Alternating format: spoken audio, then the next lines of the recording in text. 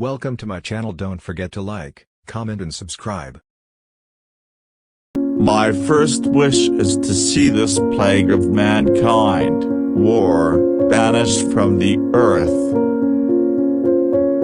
Let us with caution indulge the supposition that morality can be maintained without religion. Reason and experience both forbid us to expect that national morality can prevail in exclusion of religious principle.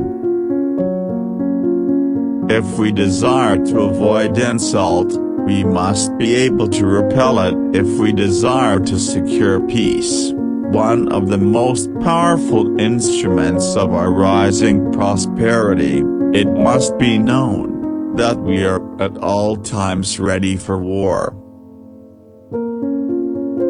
The alternate domination of one faction over another, sharpened by the spirit of revenge natural to party dissension, which in different ages and countries has perpetrated the most horrid enormities, is itself a frightful despotism. But this leads at length to a more formal and permanent despotism. Religion is as necessary to reason as reason is to religion. The one cannot exist without the other. A reasoning being would lose his reason in attempting to account for the great phenomena of nature, had he not a supreme being to refer to, and well has it been said, that if there had been no God, mankind would have been obliged to imagine one. There can be no greater error than to expect, or calculate, upon real favors from nation to nation. It is an illusion which experience must cure, which a just pride ought to discard. My observation is that whenever one person is found adequate to the discharge of a broken bar, it is worse executed by two persons, and scarcely done at all if three or more are employed therein. I know of no pursuit in which more real and important services can be rendered to any country than by improving its agriculture, its breed of useful animals, and other branches of a husbandman's cares.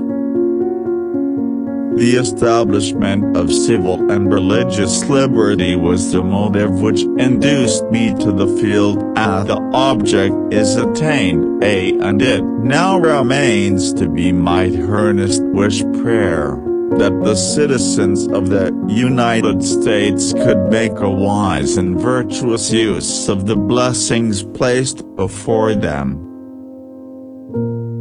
Government is not reason and it is not eloquence, it is force. Like fire, it is a dangerous servant and a fearful master. Never for a moment should it be left to irresponsible action.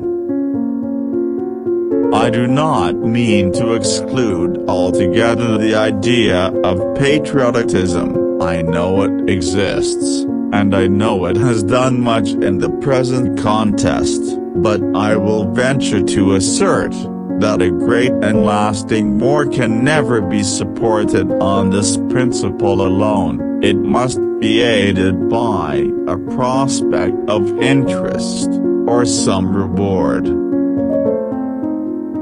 The foundations of our national policy will be laid in the pure and immutable principles of private morality, and the preeminence of free government be exemplified by all the attributes which can win the affections of its citizens, and command the respect of the world.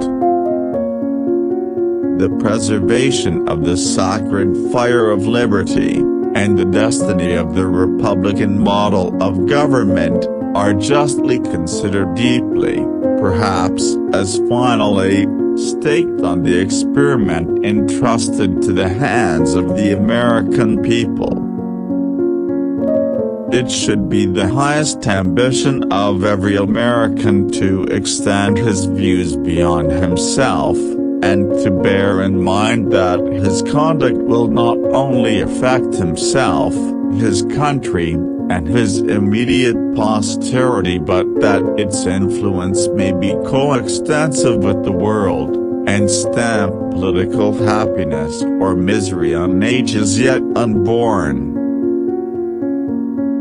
No country upon earth ever had it more in its power to attain these blessings than United America. Wondrously strange, then, and much to be regretted indeed would it be, were we to neglect the means and to depart from the road which Providence has pointed us to so plainly. I cannot believe it will ever come to pass.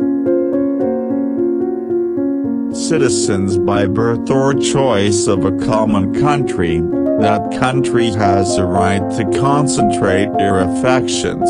The name of American, which belongs to you, in your national capacity, must always exalt the just pride of patriotism, more than any appellation derived from local discriminations. I anticipate with pleasing expectations that retreat in which I promised myself to realize, without alloy, the sweet enjoyment of partaking, in the midst of my fellow citizens, the benign influence of good laws under a free government, the ever-favorite object of my heart, and the happy reward, as I trust, of our mutual cares, labors, and dangers. Jealousy and local policy mix too much in all our public councils for the good government of the Union. In other words, the Confederation appears to me to be little more than a shadow without the substance. We are either a united people, or we are not. If the former, let us, in all matters of general concern, act as a nation, which have national objects to promote, and a national character to support. If we are not, let us no longer act a farce by pretending to it. A good moral character is the first essential in a man, and that the habits contracted as your age are generally indelible, and your conduct here may stamp your character through life. It is therefore highly important that you should endeavor not only to be learned but virtuous. Thank you for watching.